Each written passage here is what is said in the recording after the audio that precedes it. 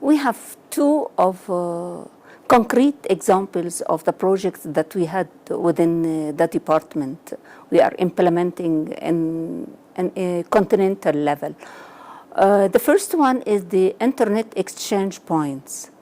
This project mainly to save time and to keep our traffic in our internet traffic in the continent within the continent.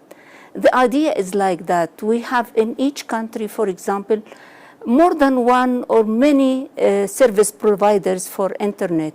And usually the traffic goes outside the continent and then come back when we are dealing with two internet service provider within the continent. What we did is just to create a point where we connect all these service providers within the country together. We did that in 30 countries. We offered training and capacity building. Until now, from these 30 countries, we gave 13 countries with the equipment and installation for this internet exchange points. Still the remaining from the 30. And what about the other countries? They already had this system before we started our project. So now we can ask ourselves, what is the benefit of this internet exchange point? Yes, we have specific benefits, like saving the cost of the traffic, shortening the time that we send messages and come back, and thirdly, give the broadband capacity for usage within the country, and also, which is important, that to keep our traffic within the continent, not to send our information, our messages outside. These are mainly the benefits. So is there any examples? Yes, there are specific examples. For example, in Namibia, after 1 year, the country saved about $2 million by using the internet exchange point. And in the Gambia, for example, it's only $100,000, and this depends on the traffic, how big it is. They can compare also the time that the communication goes and come back. For example, in Namibia, it became only 2 milliseconds, while it was 300 milliseconds before using the system. I think these are good examples for concrete projects that the African Union is doing in the continent.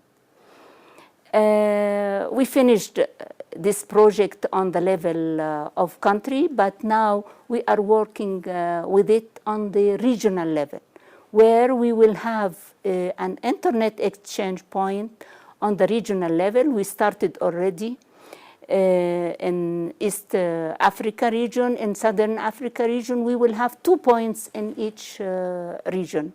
And I think it will be more beneficial, more useful for each region.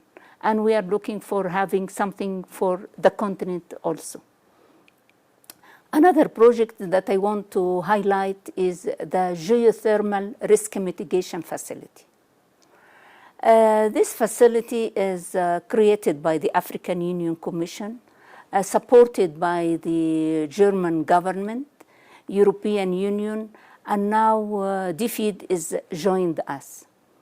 We have a facility which can support the service studies and the drilling processes for development of geothermal.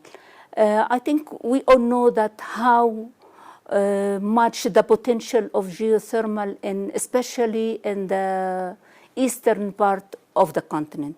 That's why we have this project specifically for East Africa Rift Valley system countries. They are 11 countries for now.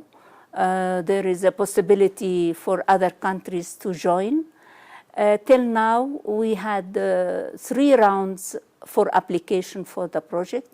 The first one was launched in October 2012, and the result was 4 projects. It was only for Ethiopia and Kenya, because at the beginning we started with only 5 countries, but now it is 11 countries.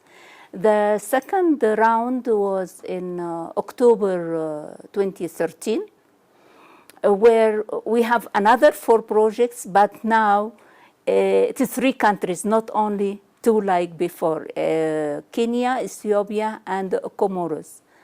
We are now working on the 3rd application, which was launched in October 2014, where we have now there are 11 projects applied, and from 7 countries, and we have now 5 projects will sign contracts for this, to getting this grant for supporting the surface studies and drilling process.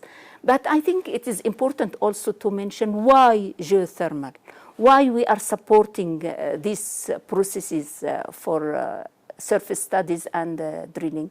Yes, it is because these are the areas or the stages or phases of the project where the risk is very high, because they are not sure if after the study they will find the resources or not. Also after drilling, which is very costly, they will have the resources, the geothermal power or not.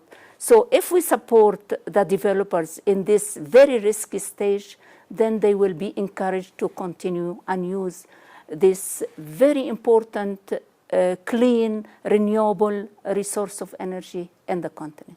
I think the area of infrastructure is essential for development, for integration, for whatever we are looking for in our Agenda 2030. If we look to our vision for the Africa that we want, the Africa which is integrated, developed, prosperous, where the people are participating positively in their continent and even for the global world, I think infrastructure is a main requirement for that. I'm sure that we all know that if we are looking for development, for industrialization, for healthy people, for educated people, we cannot find that without energy. So that's why we are concentrating for securing energy services for everyone on the continent. And this is our plans, what we are doing within PIDA program and within renewable energy programs, which is really very rich in our continent, and we have to use it for the development on the continent and also for participating for the mitigation and adaptation of the climate change in the world. Not only energy, but also means of transport, means of ICT. All of them are connecting and integrating our continent. This is as a general, the relation or how the infrastructure can support and help the development in our continent as we are looking for within Agenda 2063.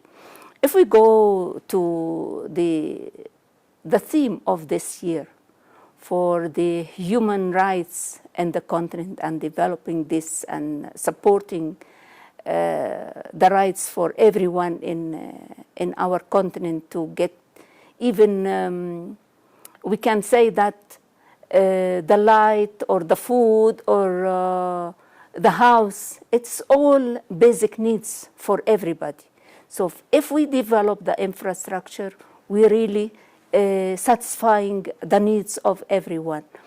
I think if we go specifically for ICT, for example, how it can help and support the human rights. If we are looking for the governance, for example, for the the election processes, for the services of the people everywhere. I think the ICT and the development in information technology and use of developed technologies will help a lot. For energy, there is no doubt it's essential. For the means of transport, for the means of movement of the people, all of this needs good and strong infrastructure. And I think we can do our role in supporting human rights in the continent, even if for women or for anyone in our continent. Thank you.